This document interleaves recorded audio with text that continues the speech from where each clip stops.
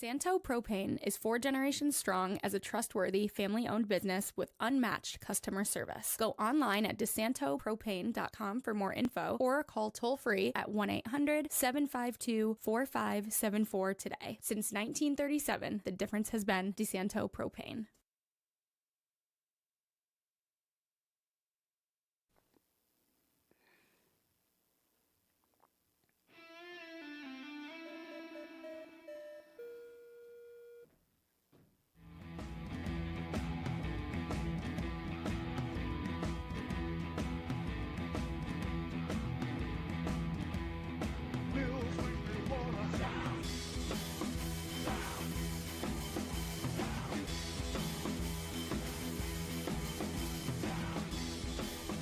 All right, everybody, welcome into Bills Weekly here on FingerLakes1.com. Paul Russo here, joined as always by Jim Sinicropi and Kyle Evans.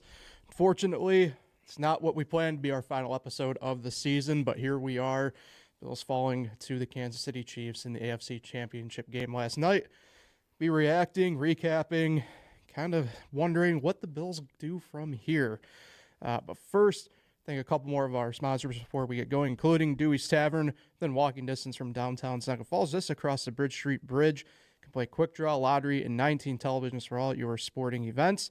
Great food for lunch or dinner. Bocce, dart, and pulleys. You can check them out online at Dewey'sThirdWard.com and the Cuba Lake Wine Trail. From the first sip to your last look on the lake, Cuba Lake Wine Trail will impress and inspire you as America's first wine trail. Truly choose your own path when you visit the winery. Soak in the scenery and make memorable moments with friends. You can plan your trip at HugoWineTrail.com. All right, guys. So, once again, unfortunately, the Bills meet their end to the Kansas City Chiefs for the season. It doesn't get any easier, unfortunately, dealing with this. I had a full thing ready to go for a win. Didn't quite have one for a loss. Kyle, I'll go to you first here. Fourth time in 5 years the Bills season comes to an end thanks to the Kansas City Chiefs. Yeah, they own the Bills every year. It's a repeat. I don't know if you're a Bills fan how you can have any confidence moving forward. Even in the down years, like last year, I mean, remember Christmas, the Chiefs offense got almost shut out by the Raiders. They lost. They looked awful. They went on to win the Super Bowl. This year, everyone's like, well, eventually the one-score games are going to run out. Well, they've won 17 straight dating back to last year. Another one last night. They're undefeated at home, haven't lost at home. It's the same stuff that eventually people thought were going to change that continues on. So I really don't know how you could be confident today. I don't know. I don't think there's a solution to this problem, no matter what the Bills have done. So for me, my confidence is gone. I'm at a loss for words. It's frustrating, but I think I'm expecting it now. Well, my take might be a little different. First of all, talk about like what might need to change, and we'll talk about some in-game stuff maybe. But Dalton Kincaid catches a ball that hits him right in the hands in the key point of the game last night, and we're over the hump. I mean, there's so many little things. So to say like the Bills just can't solve it, I don't know, because there's so many things that happen in a close game, and they just haven't gone their way. Some of it's unlucky. It's tough to be clearly better than a dynasty team like the Chiefs, and if you want to guarantee a win, you got to definitely be a better team. And nobody's clearly a better team than the Chiefs or the Eagles or the Ravens or the Bills. But for Bills fans that are calling for Sean McDermott's head, on social media last night, I know that it hurts because you want to go and win the Super Bowl. But if you're a Bills fan, you're in a really good spot. Every Sunday you wake up and you get to watch a great, exciting, competitive football team. And there's probably 25 other teams in the National Football League and fan bases that don't have that luxury. So at the end of the day, it's a tough loss. Regroup, come back next year, try to get over that hump. But yeah, it was a gut punch last night for Bills fans because they were in it right till the end, as usual, and Kansas City pulls out a close one.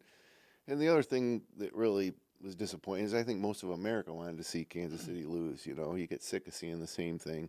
But I feel really bad for Josh Allen, all the Bills players, all the Bills fans. But like at the end of the day, put it in perspective. You got to enjoy this run in this team till almost the very end. Now the next couple weeks will be tough before the Super Bowl, and then the Super Bowl will end, and we'll start preparing for next season.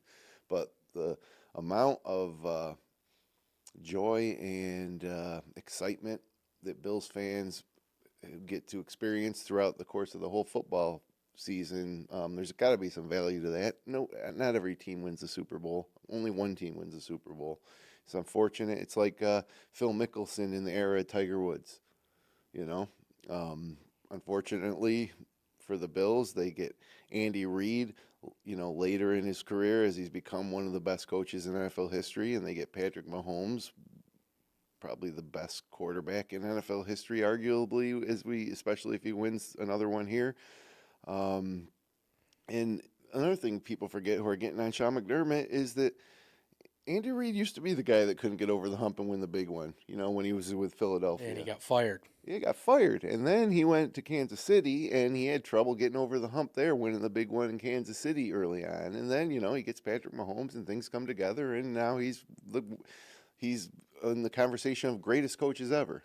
But people have short memory with stuff like this. So, I'm not for moving on from Sean McDermott, a guy who coached them consistently coaches them, to the AFC Championship game. And, I do believe that one day, Sean McDermott will get over the hump, and, he'll be looked at as, one of the top coaches in the history of the league.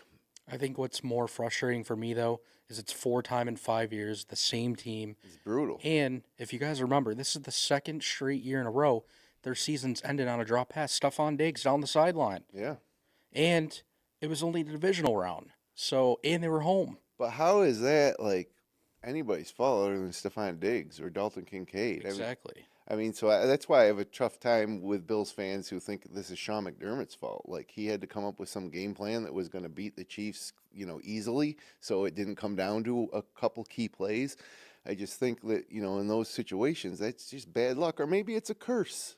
Yeah, each time they had a chance. It feels like a curse. To go and even just win the game. Right. They had 3:32 left when they got that ball yesterday. I can't remember what it was last year, but I know they had at least 2.5 minutes. And I expected them to do it. Now, there were some things that happened in the last drive that I did not agree with from the coaching staff. Yeah, where was James Cook? Exactly. They had enough time to mount a standard drive like they've been doing in the second half. Give the ball to Cook, let him break off a couple maybe, but he didn't see the ball once on that drive. And then, it's disappointing a little bit if you're Josh Allen, if you're a fan of Josh Allen, because not only the way he started the game, where he seemed to a little amped up, but he seemed to be a little affected by the size of the moment on the last drive too. But at the end of the day, they blitzed him. The Bills didn't have a really good play call for that, but he still made the play somehow and got the ball into Dalton Kincaid's hands in field goal range, and Kincaid dropped it. And, if I'm looking at this team, the biggest disappointment to me has been the receiving core. Amari Cooper didn't turn out to be the number one we thought he would. Keon Coleman never developed. He was a non-factor last night. And Dalton Kincaid, hasn't been their leading receiver once this entire season, and he dropped the biggest ball, similar to Mark Andrews last week. It's not isolated to the Bills. People drop balls, but man, that one, it was just right in the arms, and it wasn't hard, and there was no interference from defenders. Just catch that ball. And then who knows what we're talking about this morning, and then it ends up being Matt Collins is the guy that stepped up, So I don't know. We'll talk about what they need to do next year. Shakir had a good game. But at the end of the day, like I said, I just think it's a lot of it's bad luck. And the Chiefs are a tough nut to crack. Yeah, hey, sports are weird. Some teams just have other teams' number in this regard.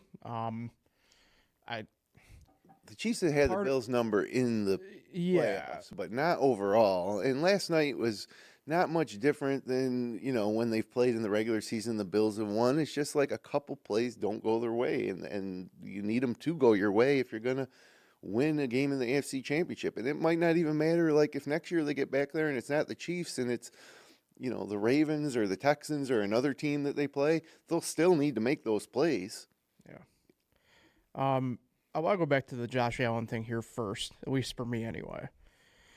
He reminded me play-wise last night of a lot of stuff we saw at the beginning of last year. There was a lot of, I don't want to necessarily call maybe hesitancy on his end, but it seemed like he borderline had an unwillingness to kind of just go out and scramble in a sense. Like, it's something that we talked about, like I said, beginning of last season when we were talking about, like, what the hell is Ken Dorsey doing with him type stuff.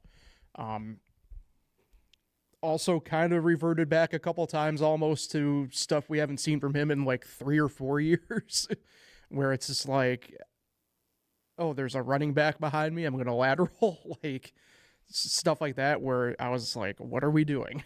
It was a 2-point conversion. There was a little risk there. But there was other stuff in the game, though, not just on 2-point conversions, that it kind of just looked like demons from the past arose from the mist on Josh Allen. Yeah, he seemed like a younger version of Josh Allen a little bit last night, like a little less refined. He was feeling the pressure too, obviously, of trying to beat Patrick Mahomes and the Chiefs, like trying to do it almost single-handedly when he didn't need to.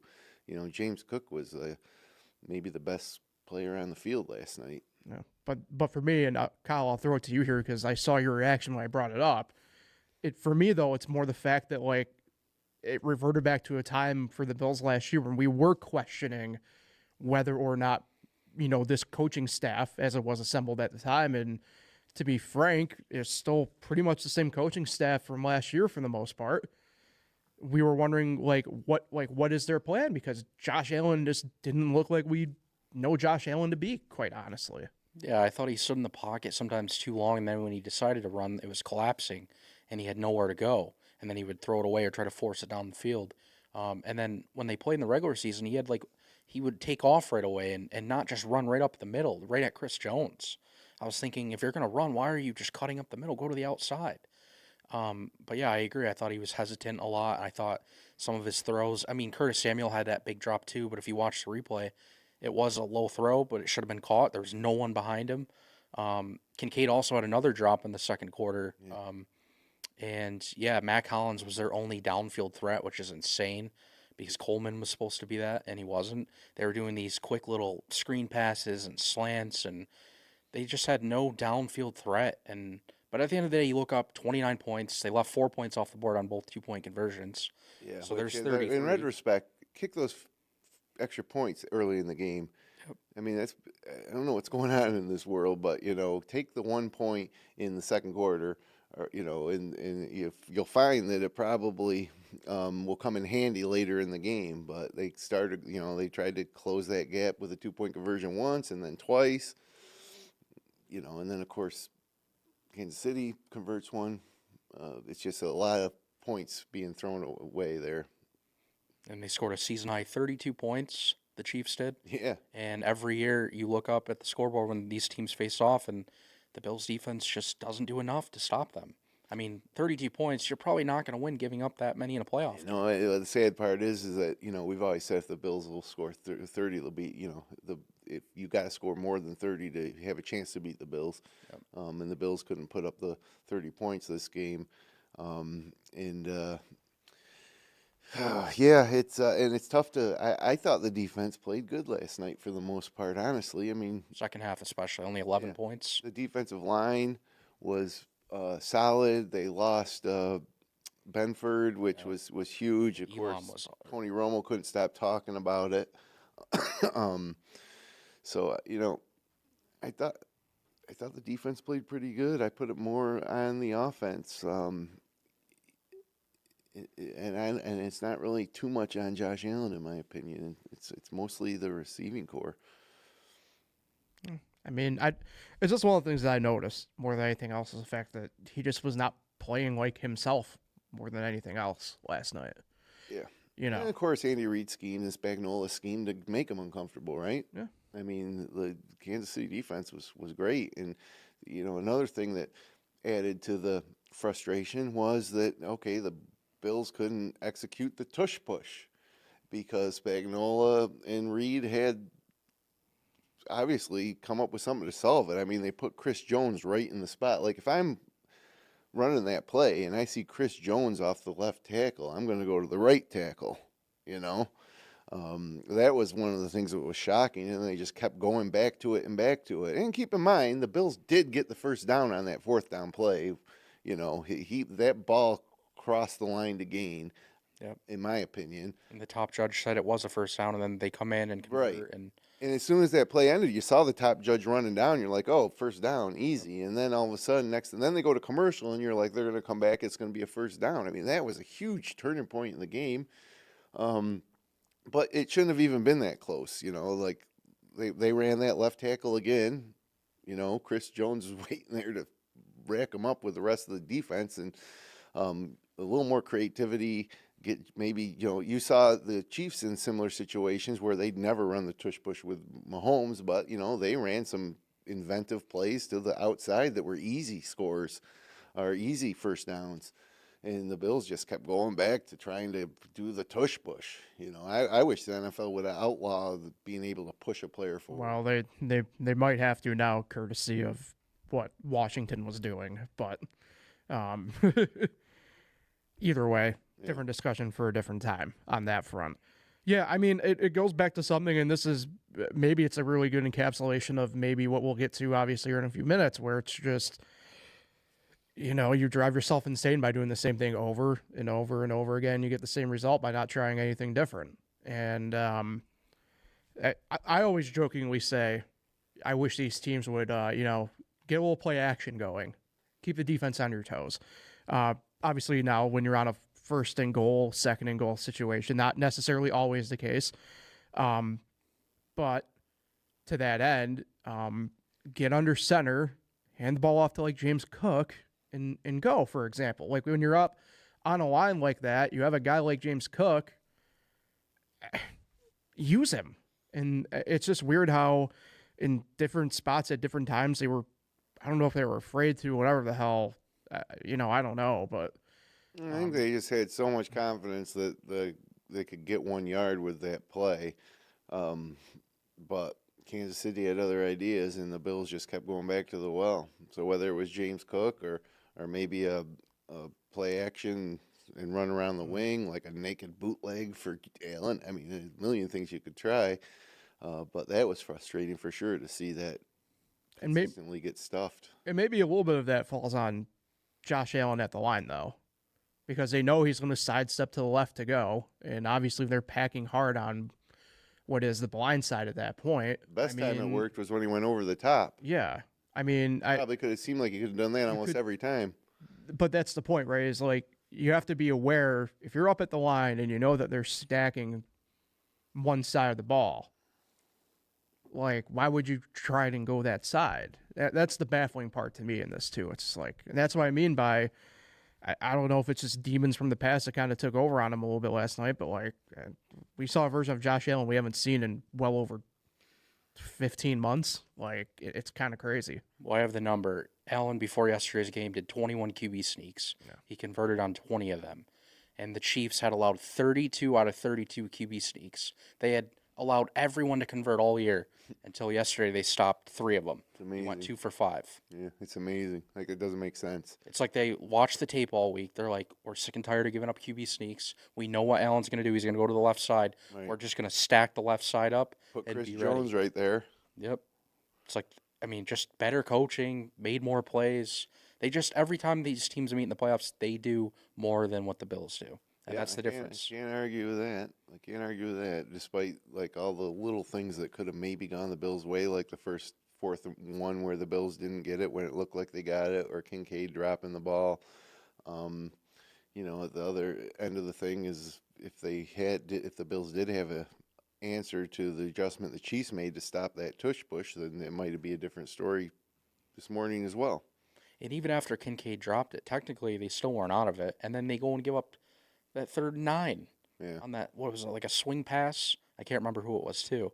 It's like, come on, like you just can't It was get a too stop. easy. It was too easy, and I don't remember exactly what happened there, but it seemed like they just they first of all, kudos to the Chiefs for throwing the ball in that situation. What they could have done was just like got the clock down inside like 20 seconds or whatever it would have been, and punted to the Bills, but they didn't. They went and won the game right there.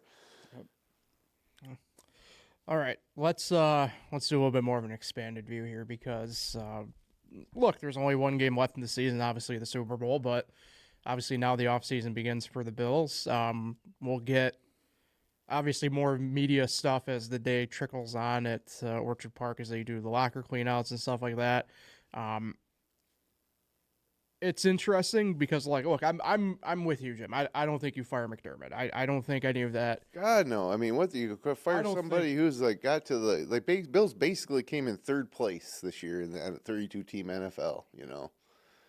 Like I just can't believe that people would want to fire Sean McDermott. It's like when they used to want to fire Boeheim at Syracuse. But you bring up, to me, that's actually a decent enough example, though. But at some point, you can't keep running the same thing through and through and expect a different result to kind of happen here. Again, I don't think it's firing McDermott's the right answer here. However, something's got to change here within the team build here because it can't keep going the same route that this is going, right? Like, I get what you're saying.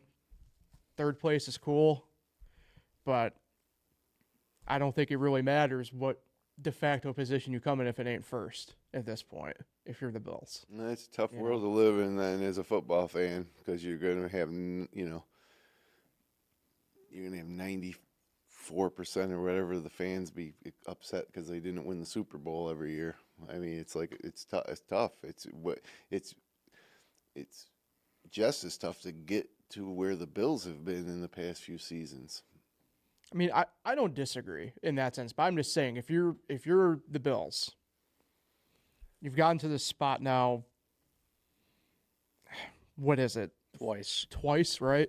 In the championship game, yeah. And the loss to the Chiefs ending your season's come 4 out of the past 5 times, specifically, right? Like when we talk about the Bills preseason, right? We never talk about how it's going to be them against the Bengals for the spot or anything like that, or them against even like the Ravens. It's always versus the Chiefs and versus how are they going to get over this hump? Maybe get a home game for maybe come out and do a little better in the regular season and get that home game. Yeah, it happened last year, though, in the divisional round. I know it wasn't the championship round. And, again, you get the ball with 2.5 minutes. You don't even get any points to tie the game because Bass missed the field goal. Yeah. Back-to-back years of getting 0 points despite having the ball only down 3 with at least 2.5 minutes to go. That's what I mean. How do they not get one lucky lucky. play? It's not McDermott's fault. Yeah, there's things I would do different in retrospect, and there's things that he did that whoever was calling the plays – that I disagree with on the spot. But at the end of the day, like it's a break here or there when it's that close. And it's like, McDermott's my guy going forward. He'll learn from this, be back next year. Yeah, and we see teams dominate other teams and players dominate other players all around sports. But eventually, one time, something changes. Yeah. And out of 4 games, you would think just one time the Bills could grab a win. That's why I thought it would be last night. Yeah. The law of averages almost. Yep. So maybe the 5th time. Who knows? But if they get, and that's the other thing. Like, will there be a 5th time? Like, so many things can happen. Bills had a lot of injuries this year, but next year maybe Allen breaks a leg. It's over. Or and you guys talk about firing McDermott. I mean, would you rather be a Dolphins fan, or a Jets fan, or a Chargers fan? I mean, I'm talking about, like, the Chargers are a good team, but would you rather be a Chargers fan or a Bills fan, Geez, Baltimore, Harbaugh, he's a great coach. Well, the Bills beat them last week, so, would you rather have Harbaugh? Like, who would you rather have coach than McDermott? Andy Reid? Sorry, he's unavailable. I'm not saying, like I said, I don't think you fire McDermott. I'm just like there has to be to me, there has to be a change. Like, I just don't. Okay. I think the right way I can maybe do this is this way. With the Bulls back in the day, Doug Collins, good coach, and they could never quite get there. Now, there's a plethora of other reasons too, right? Jordan didn't like him. But, like, nothing clicked for that team until Phil Jackson came in. You know?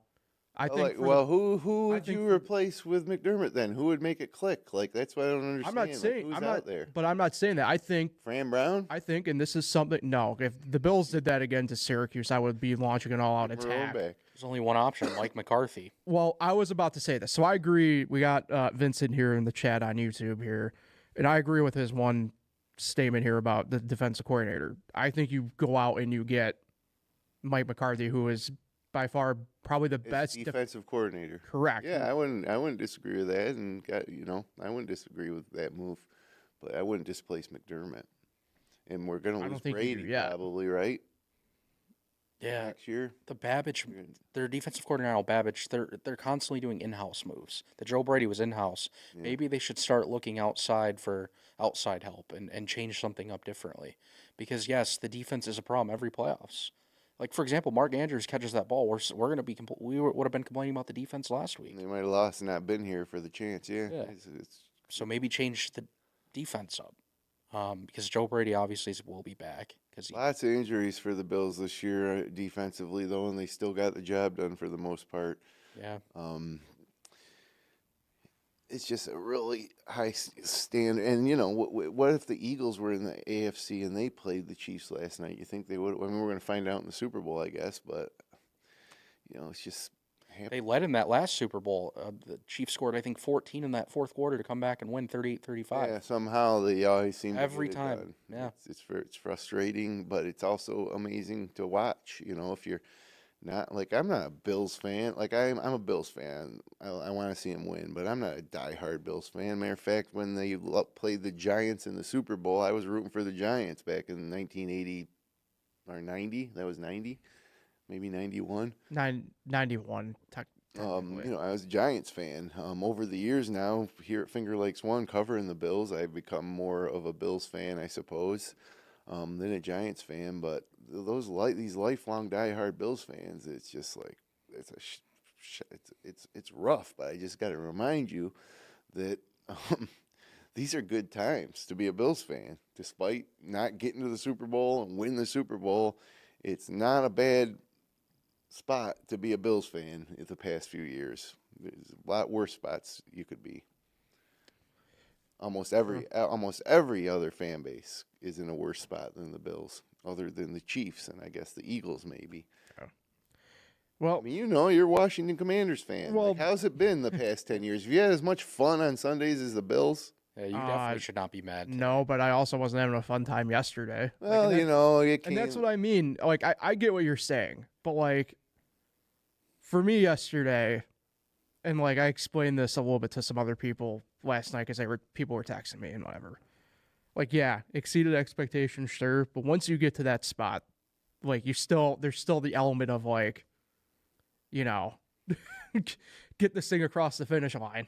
Like, yeah, one team a year gets there. I know what you're saying. It doesn't make it any less, in my mind, awful. Like, that's just and maybe that's just the way I'm wired. Like, I guess what I'm saying is it is awful if you're a Bills fan. Of course it's awful. Like, Kyle didn't even sleep last night, right? No. It's awful. But, like, the initial thing is like, what do we got to do different? And like, I don't know if you need to do anything different. What you're doing now is great. It's working. It's just in the moment, you need something to go your way. You need Dalton Kincaid to catch that ball. You need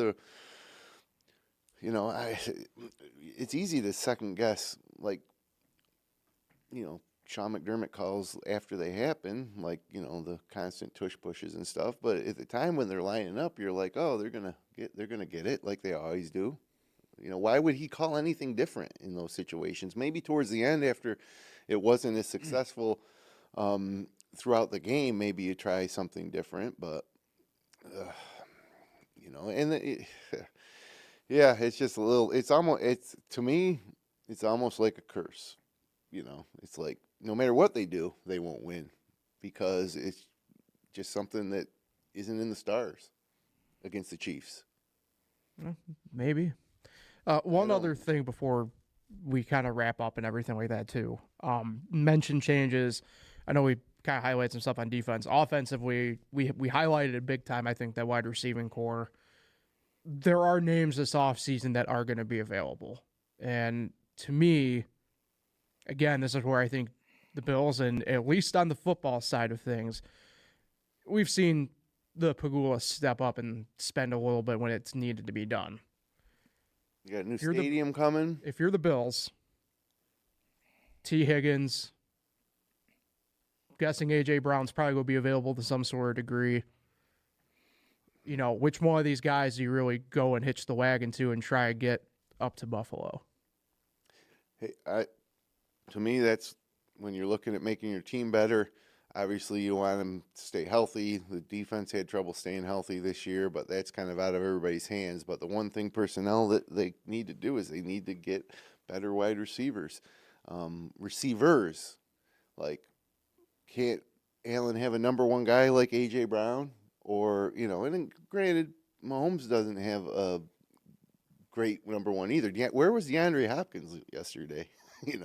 He's pretty much the Amari Cooper of that team at this point. Even worse. But what you did see was not James Worthy. Xavier Worthy. Big game James, huh? Something if James Worthy was in there doing that. But Xavier Worthy had developed from the beginning of the season to the end as maybe a true number one, similar to the way Rashee Rice did last year for the Chiefs. That's what my next point was kind of going to be. No development from Coleman. On the Chiefs side of things, we know that they're going to get replenished because Rice will be back. Yeah. Right? And he might be a number two next year. Worthy, yeah.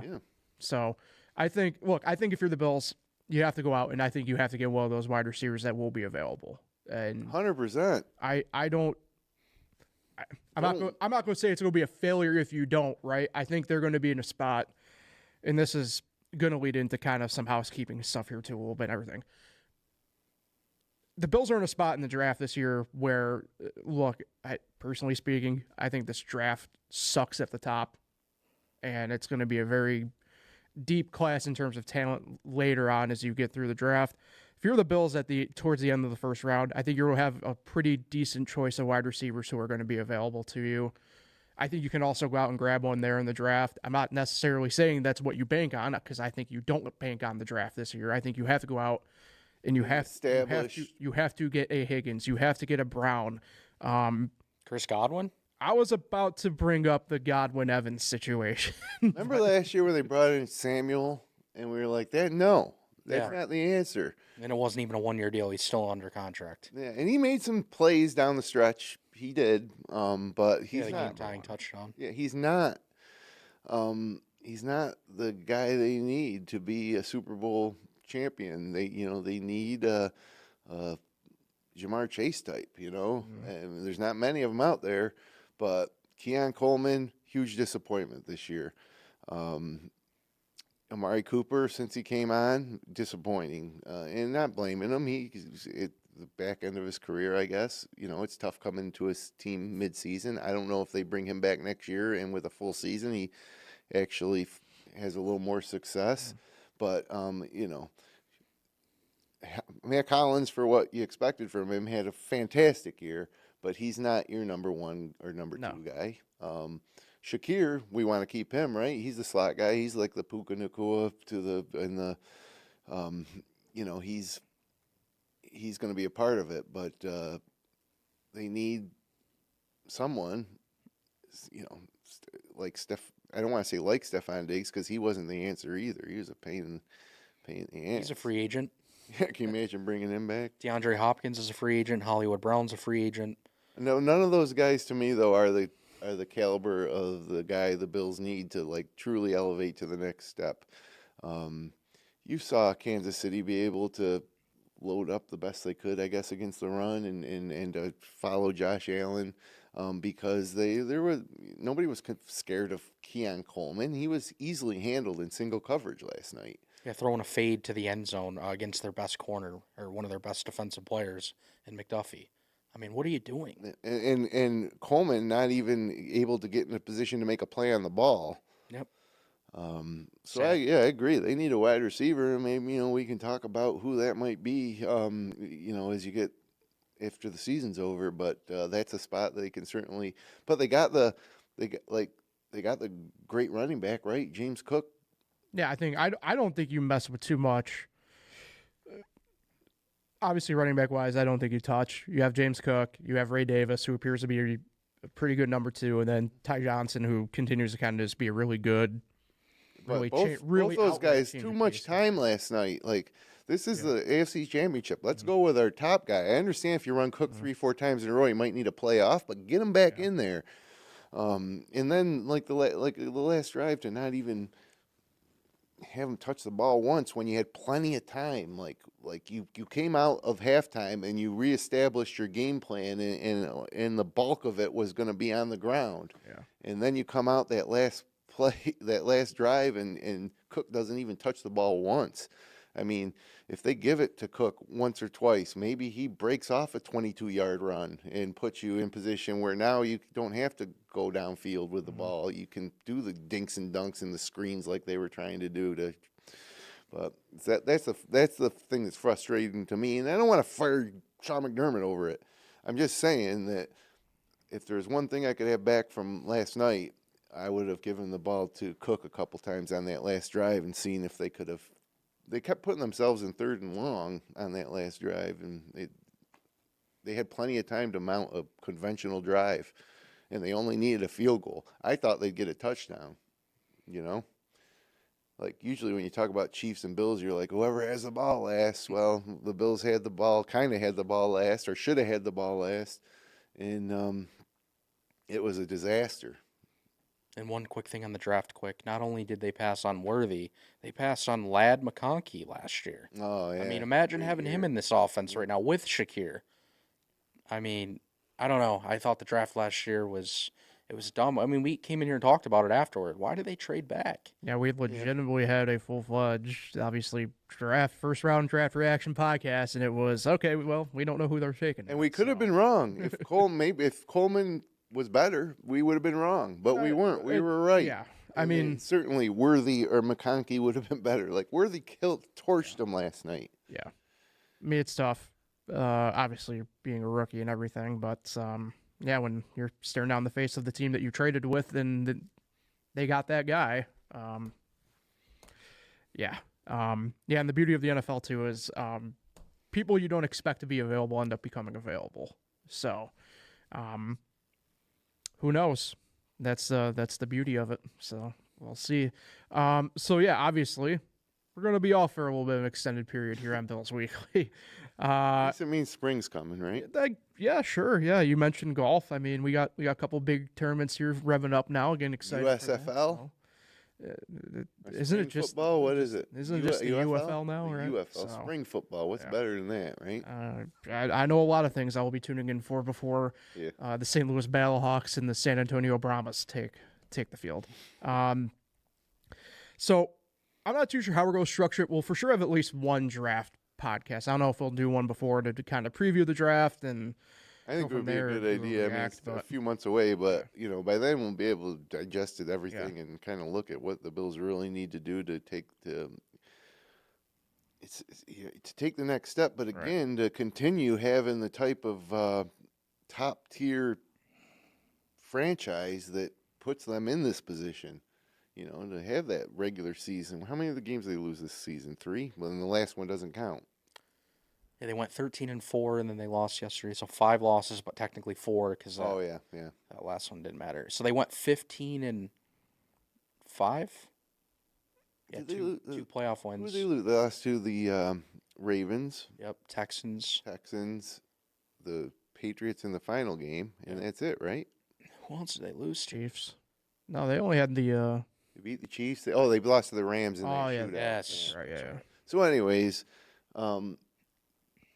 Bills fans need to be cautious for what they wish for because it's easier from where the Bills are now to go down than up. It's way easier. to drop off.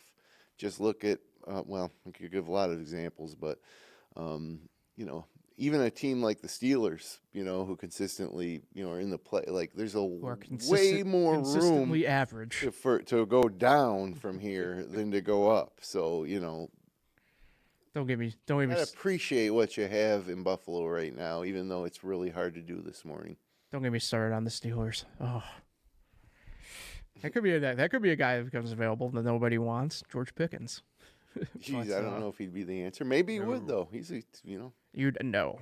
So he can run into the stands and fight fans. Go. You don't want that head case. Hey, Tim Patrick's available. Remember how great he was in the last few weeks for the Lions? Yeah. Bronco legend. 31-year-old, I think he is. Tim Patrick. Bronco fantasy legend back a few years ago. So, but yeah, so we'll be off. We won't probably break in unless there's something really super crazy that happens with the Bills. Say like a Sean McDermott firing for whatever reason as an example. So we'll be dipping out here for a couple months. So yeah, enjoy the weather as it gets warmer, even though this week it gets colder, and try to enjoy the Super Bowl. Yeah. I'm not too excited about it. I don't think anybody's excited about the rematch of the Eagles and the Chiefs. As long as I make money, I guess. I don't really know. Yeah, it's funny, you know, as the game ended last night, and I thought, okay, so it's Chiefs Eagles. I said that's got to be Kansas City -1.5, and that's what the line opened at. I mean, spend too much time watching football to be able to nail that. They are betting football, I should say. Yeah. So, hey, we got a couple weeks to go on that front. So, the worst 2 weeks in sports. I beg to differ. Why? Because Daytona's coming up? Well, right, but the Clash is up this weekend, the first race of the year, the exhibition race. So, looking forward to that. I just hate the long 2 weeks between the Super Bowl, and then even the Super Bowl takes so long. It's going to be tough for Bills fans because it should be the best 2 weeks of the year for them. You know, the anticipation of finally getting to the Super Bowl again for the first time in 31 years, but it's not going to happen. But guess what? It'll be over, and then it'll be over. Yeah. You know, when the Super Bowl ends, it'll be over. Yeah. But guys, was a pleasure again this season doing this. We'll be it was a fun season. Yeah, it definitely was. It was definitely. For the sake of what I was told at the beginning of the year, we were definitely more positive this year, I think, than negative like last year. So, yeah, I don't think we expected the season, the extent of the Bills' success this year. Wouldn't have been surprised preseason to see them in the AFC Championship game, but I don't think we'd expect them to dominate the regular season to the extent that they pretty much did. Yeah. And that, to me, that's a credit to Sean McDermott and Josh Allen. You know, like the reason they were able to do it, frankly, is because Josh Allen is elite. You know, there's maybe not a handful of 2 or 3 other quarterbacks who are even in that class. Yeah, no, for sure. So, gentlemen, it's been an honor. It's been a pleasure. Forget the lines exactly from like Titanic there, but it's been an honor podcasting with you gentlemen this season. There it is. We'll try it again next year. Got it. Let's go. We'll try it again next year. Nailed the dismount. So, all right. Appreciate everybody for listening and tuning in all season long. Make sure you like, share, and subscribe here on the FingerLakes1.com YouTube channel. We got a lot of stuff here still rolling out here as this week's go on here into spring. So, make sure you stay tuned for all that. Make sure you subscribe and listen along as well on podcast platforms like Spotify and Amazon Music. And we'll be back before you know it for some draft action for the Bills. So appreciate everybody for listening and tuning in all season again. Take care, everybody. We'll talk again soon.